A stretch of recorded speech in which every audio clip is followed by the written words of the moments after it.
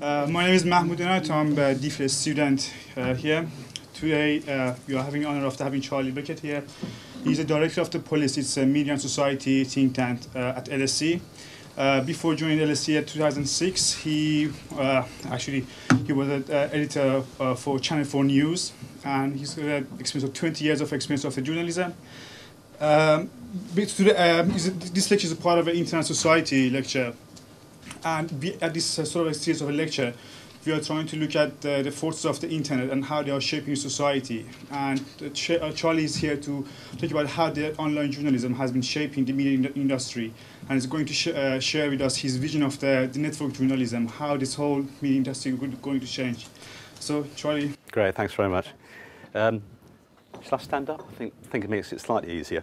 Thanks very much for inviting me. It's great to be back here. I was actually a Reuters fellow 10 years ago, and when I was at the BBC at that point, and I did my paper, my fieldwork indeed, was on Ugandan media, and it was all about, I think Paddy ever read it, but he knows about this. I went to Uganda to study the impact of new digital technologies upon the Ugandan media. And being a good reporter, it soon became apparent that there wasn't any impact of digital new media technologies on the media in Uganda. They had bought, for example, 20 digital cameras for the national broadcaster. But unfortunately, President Museveni had commandeered all these, and these were all being used to film him as he went around the country. But there was one little glimmer when I went to see a commercial radio owner who was explaining to me his new station. He was saying it's a mixture of news, and we do a lot of sport, he said, and we do a lot of chat. And I said, that's funny, that sounds very similar to BBC Radio 5 Live, which had just started in Britain. And he turned around to his PC, got up the Radio 5 website and said, well, and that's why. It's because we're copying it.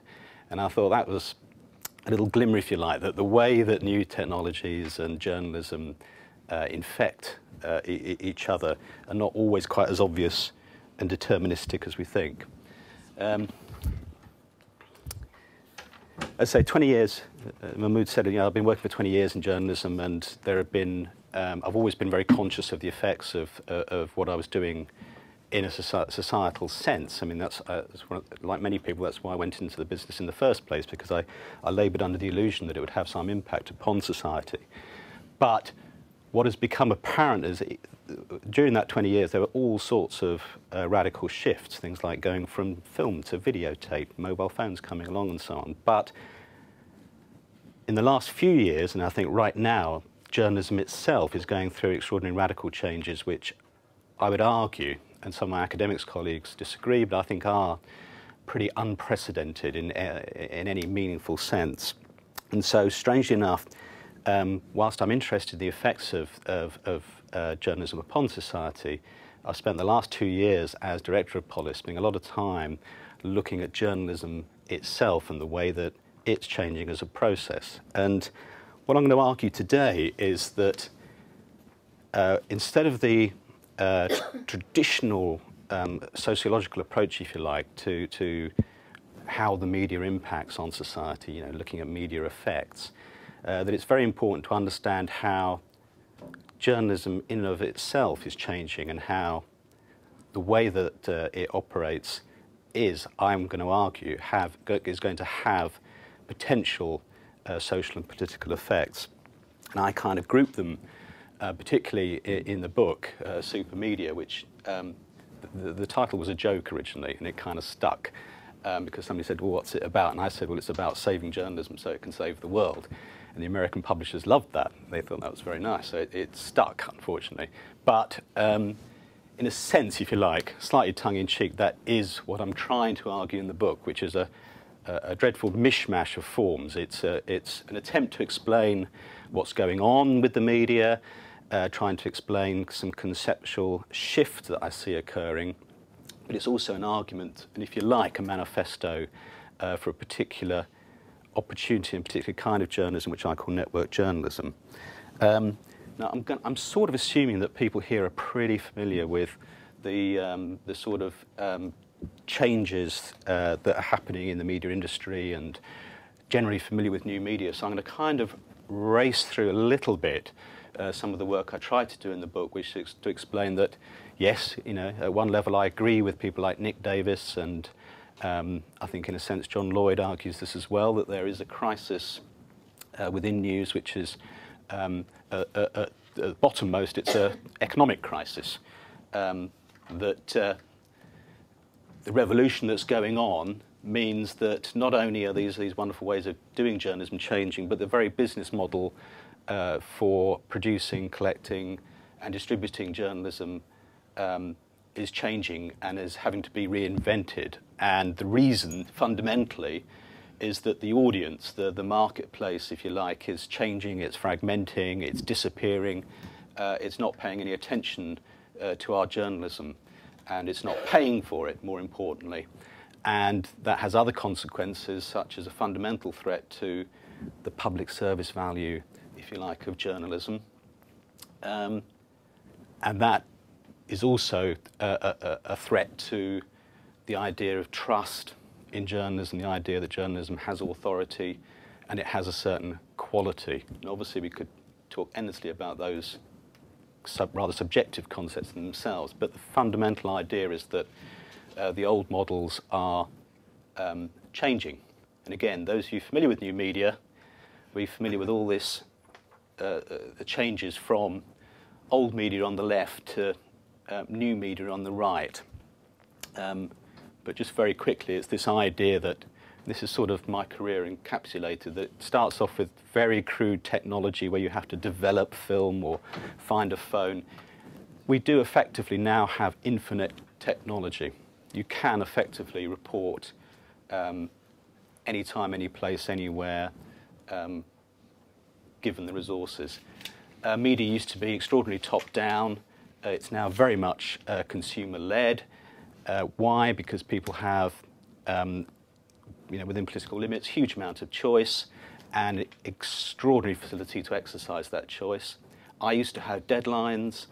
Media is now a constant flow of data and analysis and commentary. The barriers to entry used to be vast. They were partly legal, they were partly economic, they were partly technological. Now any of us can, for example, create a blog within about 3 minutes. Media used to be extraordinarily unreactive to its audience, very conscious of them in commercial sense, but didn't build into its journalism any sense of beyond perhaps a letters page.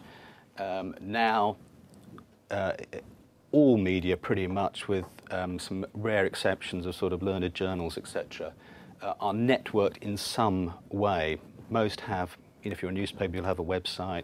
If you're a website, you'll have interactive elements in some form or another.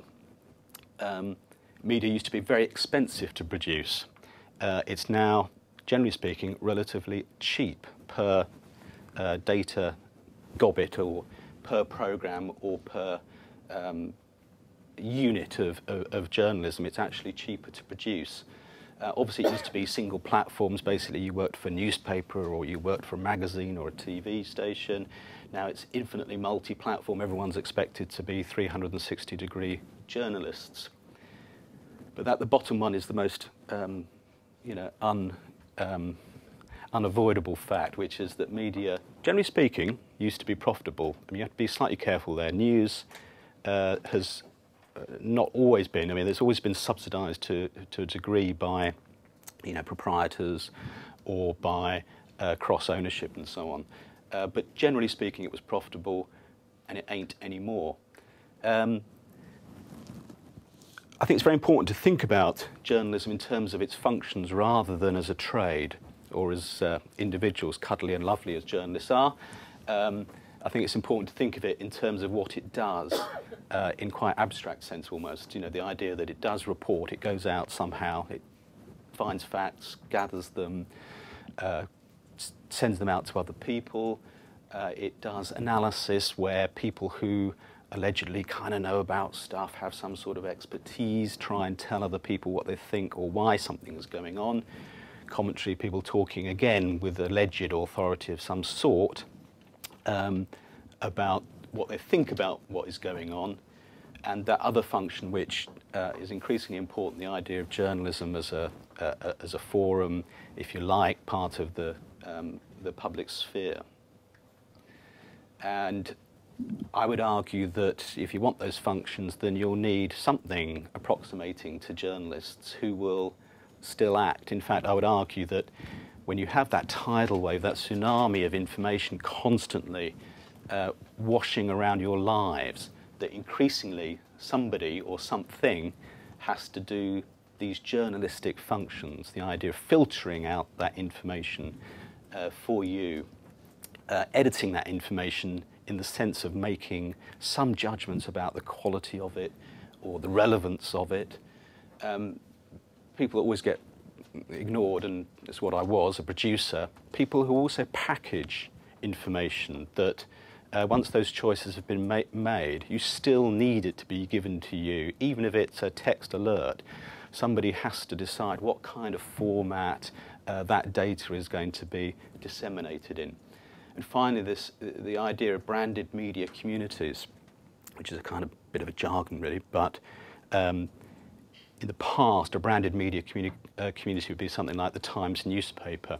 Now, the community was the readership, if you like, and its relationship with the editors, but increasingly those communities are going to be, if you like, imagined communities, and they're going to be much more complex and differentiated. But you will still, I would argue, people will still look for brands that they trust. Now, they may not be commercial brands. They can be political brands. Oxfam is a brand. Indie Media is a brand, but it's predicated, it's built on a community.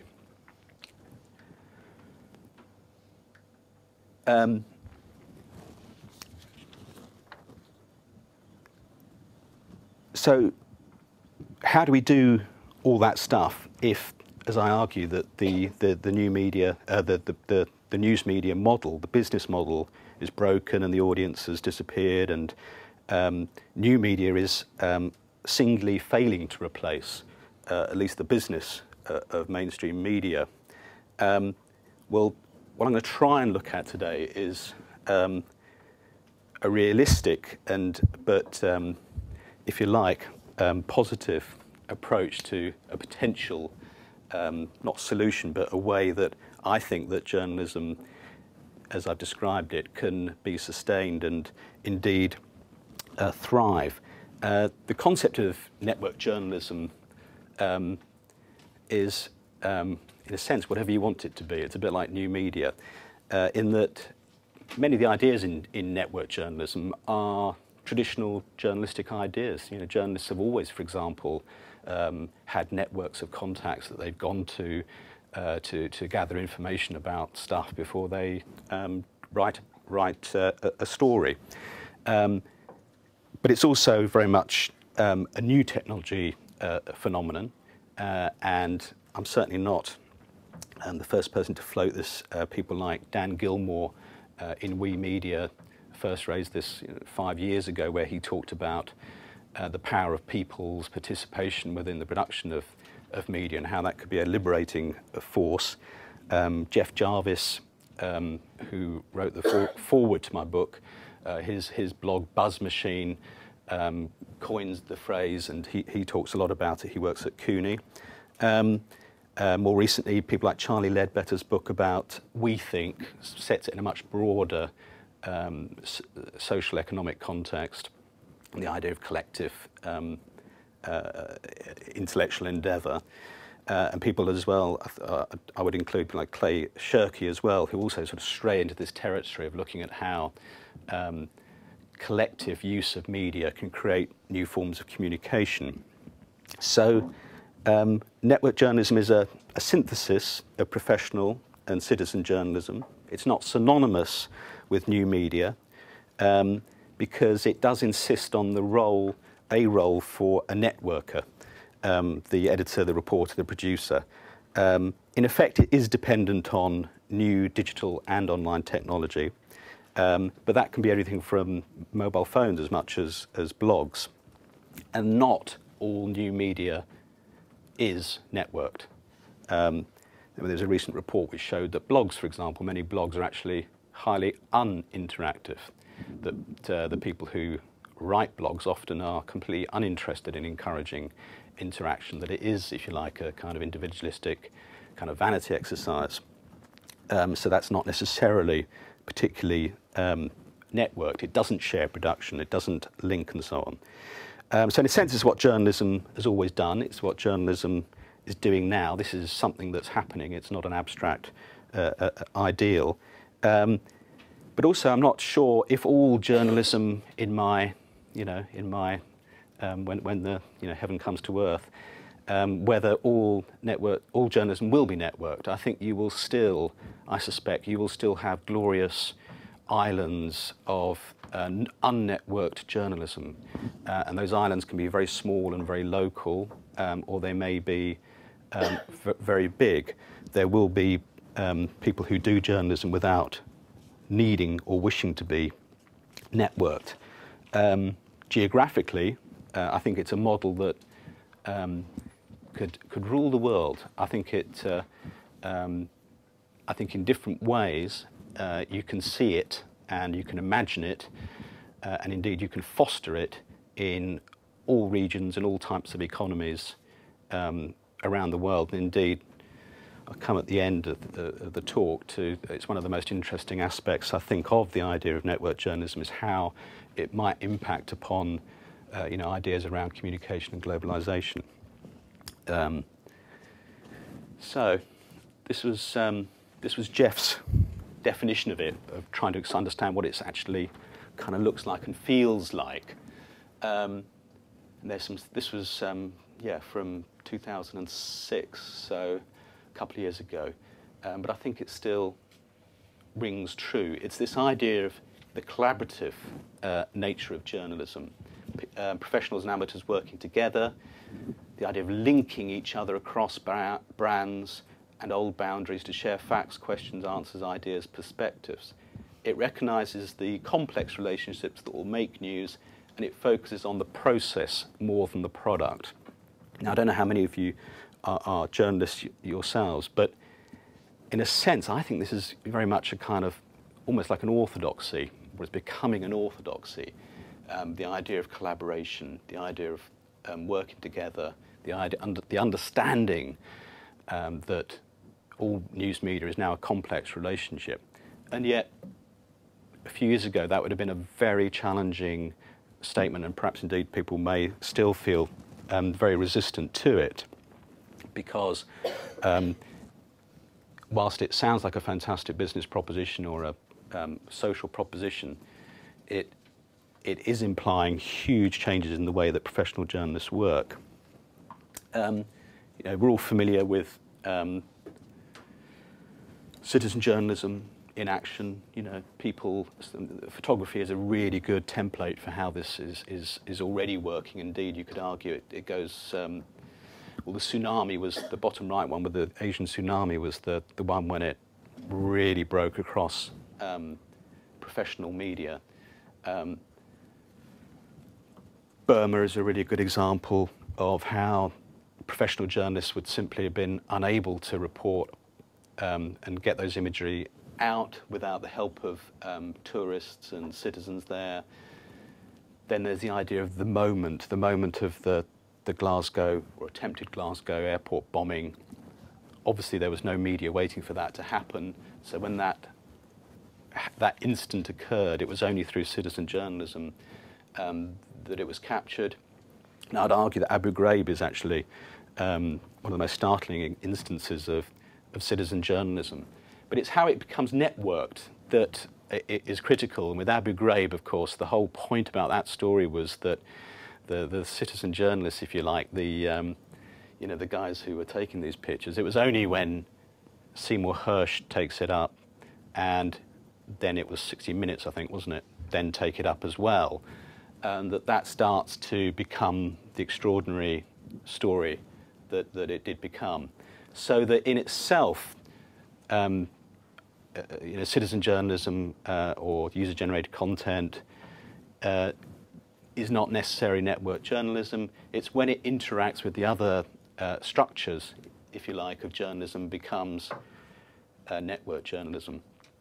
Here's an attempt by a really good guy called Paul Bradshaw, who runs, he works at Birmingham University. And what he's trying to explain here is how, and I have a similar opaque diagram somewhere in the book, how the actual process of journalism has to change then to reflect the reality of citizen journalism and the reality of new media. And don't worry too much about the detail, but what he's trying to, and I'll just flick forward to the next one because this makes it even simpler. The old idea of a news pyramid, that at the top the journalists produce stuff and it eventually gets disseminated. He's tried here to reflect the way that both in terms of the flow of news, the speed of news, and its relationship to it is changed utterly by the other pole, if you like, of user control of the audience now having interactivity and input into the process, and how that can change both the speed of the flow, but also the depth of it. And the way it does it is, I don't know, you probably can't see that at the back, but you sort of imagine a story, which is the story happens and there's, you know, obviously traditionally with a story, the story happens, journalist goes out or sits at desk, gathers information in their head or looks at the wires and produces a package of news. That changes because in terms of speed, the journalist or the news organisation, if you like, and it could be independent of the news organisation, that there's some sort of mobile alert or by email, that there's a draft form of the story. And again, that changes very much the idea of journalism, that you work largely in draft form. So you start, in this case, he's suggesting blogging about it, and that works towards creating a package. And then you get this added depth, which wouldn't occur with mainstream media, where through you know, hypertext linking, other portals, through blogs and podcasts, through Flash, wikis, forums, Twitter, I suppose would be, or Twitter would be on that side really, and through the customization that the audience can then do themselves in terms of appropriating the material, recycling it and so on, that it starts to add depth. So, and you can obviously draw that diagram endlessly in different ways. It's the online journalism blog, if anyone wants to check it out. It's a series he did on the 21st Century Newsroom. But the key point I want to get across there is that the process of production itself is changing utterly. And in a sense, it is not just fluid, but not infinitely variable, but constantly variable as well, and interactive. So there's the news diamond. Give you a practical example of how that may operate in practice and why I think it's different. The one example I always like to quote is after Hurricane Katrina in Florida, the Florida, what was it called? It was called the Florida News Press, I think was the name of the local newspaper. I was conscious that, you know, obviously vast bits of this town had been affected by Katrina, and they were trying to establish what kind of relief they were getting from FEMA, the Federal Relief Agency. And FEMA refused to release the data about people making claims for relief or repairs and so on. So the newspaper got its legal department to take them to court, and they won. So professional journalism, you know, strikes a blow for freedom of information. FEMA said, okay, you can have the information, here's the disk. And it was a vast, vast, vast set of data that was literally impossible for a local newspaper to process. So what they did was they put it online, they created a website, they put it all online, and they said to their readership, would you go search this data set and tell us what you think. So, and I think it was within 24 hours, I think there were 60,000 searches made of that website by the good citizens Fort Myers. And they came back with a flood of data and information. You know, my neighbour's house blew down, didn't get any relief, or my neighbour did get relief and his house didn't blow down. And a whole series of stories, and more importantly, a whole pattern through that, if you like, crowdsourcing activity. Now, the point of it was that the citizens couldn't do it on their own. They didn't have the legal capacity. Possibly they didn't have the branded community that people could then go to. And certainly the journalists couldn't do it on their own. The idea of 60,000 searches, well, it's like, you know, they'd still be there beavering away doing the searching now. So the combination of it was an extraordinary resource for creating network journalism. So that's kind of, you know, kind of what it looks like, and if you like, how I describe what I think network journalism is when it happens. What I'm going to try and look at now is in a way, the sort of interesting bit, which is how it can change concepts around the role of journalism and society. And this is a very sort of crude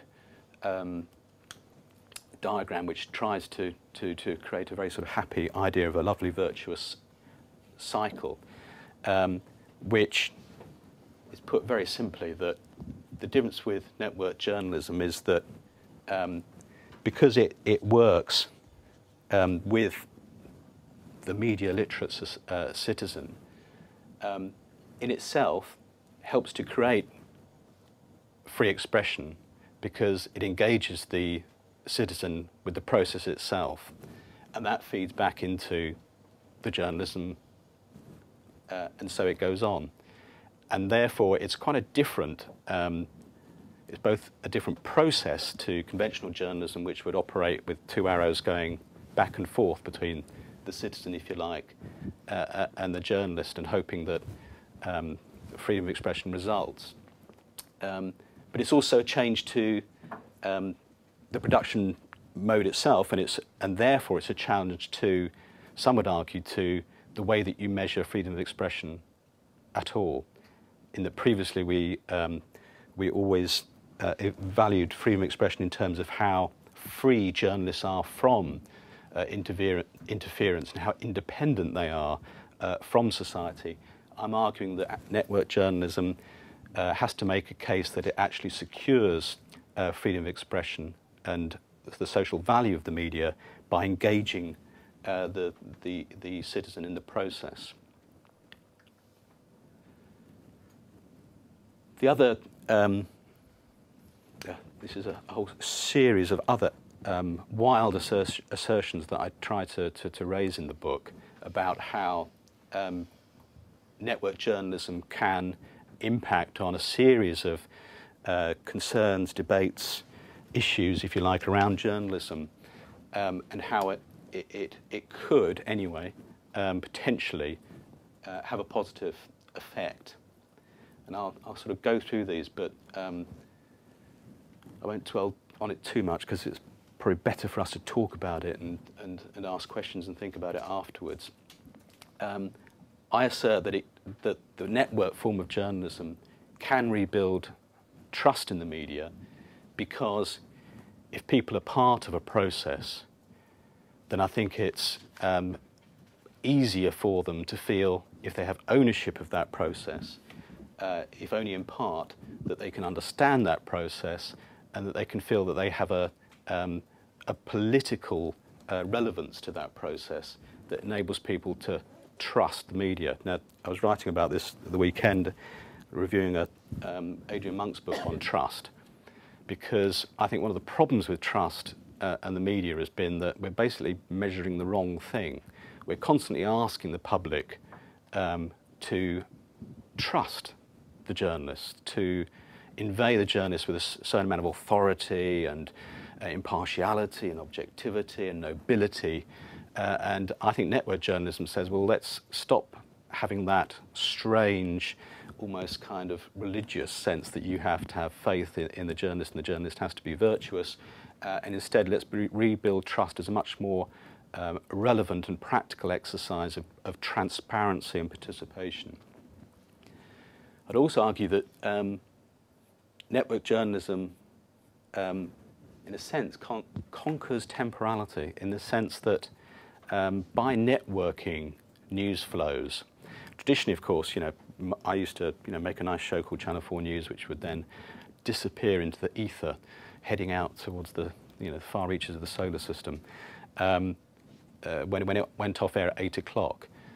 But the fact that, first of all, through new media technology, iPlayer, etc., the journalism process can be extended infinitely. But network journalism actually turns that into more than just a storage issue or a dissemination issue, and it turns it into where the public themselves are looking to comment, interact, and perpetuate the journalistic process.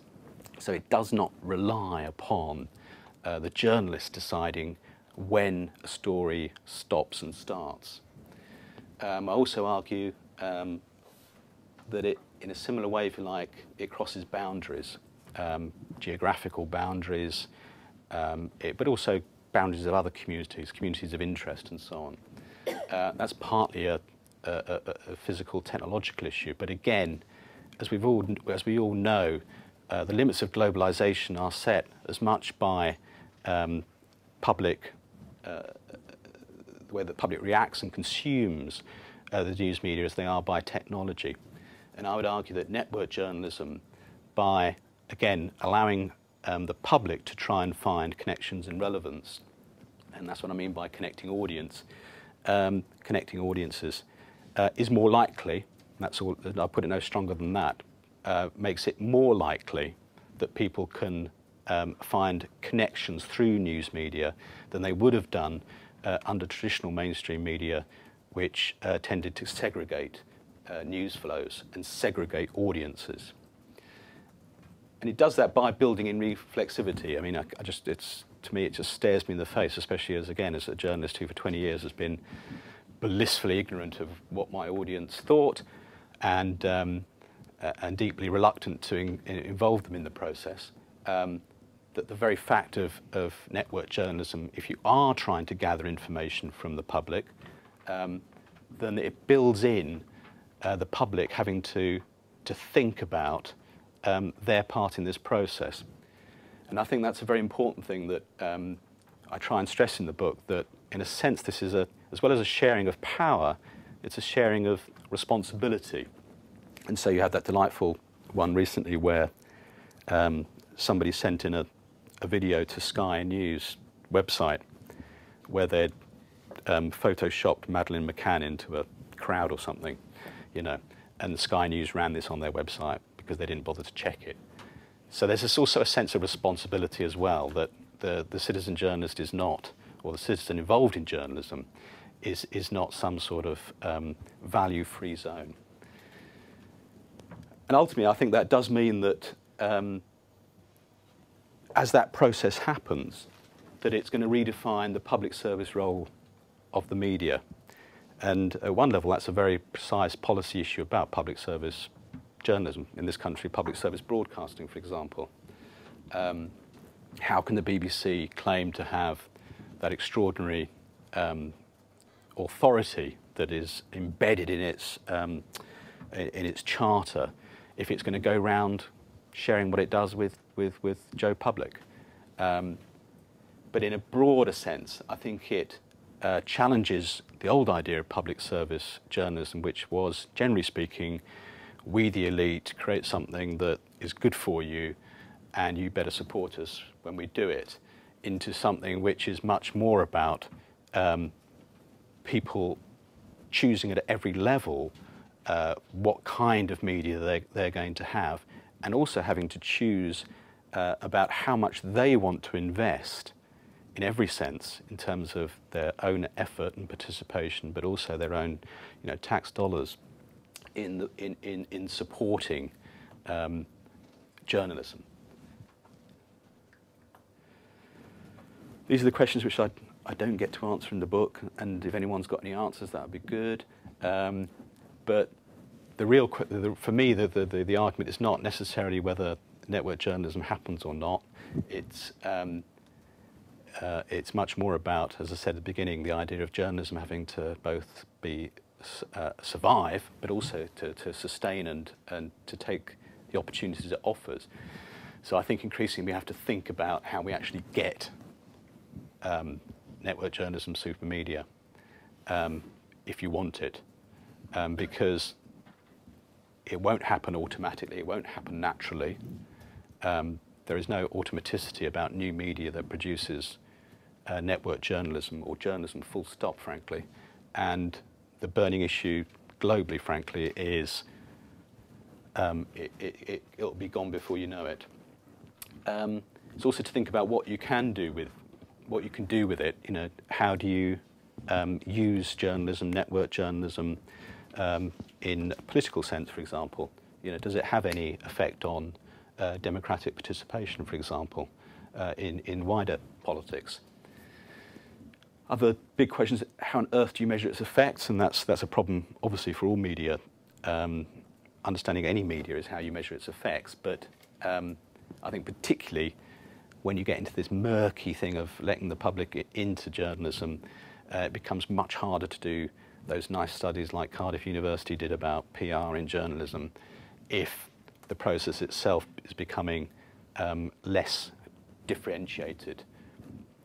And I say finally, I think that the really interesting, if you like, political, almost philosophical or certainly moral and ethical issues, and it's something that POLIS is very interested in, partly following on the work from the late Roger Silverstone, whose book on media and morality was very much a sort of founding text for POLIS. The idea of public service in that global sense of how can the media, if it has this infinite capacity to communicate and to interact and involve the public, what moral choices can or should it take when it goes about doing that? And that possibility that I talked about connectedness, about overcoming boundaries and temporality. How do you achieve that?